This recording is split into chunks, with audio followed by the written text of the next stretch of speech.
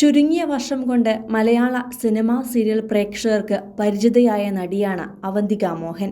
ആത്മസഖി, പ്രിയപ്പെട്ടവൾ, തൂവൽ സ്പർശം, മണിമുത്ത് തുടങ്ങിയ സീരിയലുകളിലൂടെ പ്രിയങ്കരിയായി മാറിയ അവന്തികയുടെ വളർച്ച പ്രേക്ഷകർക്ക് മുന്നിലായിരുന്നു. സിനിമയിലൂടെയാണ് അഭിനയരംഗത്തേക്ക് പ്രവേശിച്ചതെങ്കിലും നടിയെ അംഗീകരിച്ചതും സ്നേഹിച്ചതും മലയാളികളാണ്. ദുബായിൽ ജനിച്ചു വളർന്ന പെൺകുട്ടിയാണ് അവന്തിക. മോഡലിംഗും നൃത്തവുമാണ് അവന്തികയെ താരലോകത്തേക്ക് എത്തിച്ചത്. അനിൽകുമാർ കൈന്ദ് എന്ന പഞ്ചാബിക്കാരൻ പൈലറ്റാണ് അവന്തികയെ വിവാഹം കഴിച്ചത്. പ്രണയവിവാഹമായിരുന്നു ഇവരുടേത്. അധിക നാളൊന്നും പ്രണയിച്ചില്ല.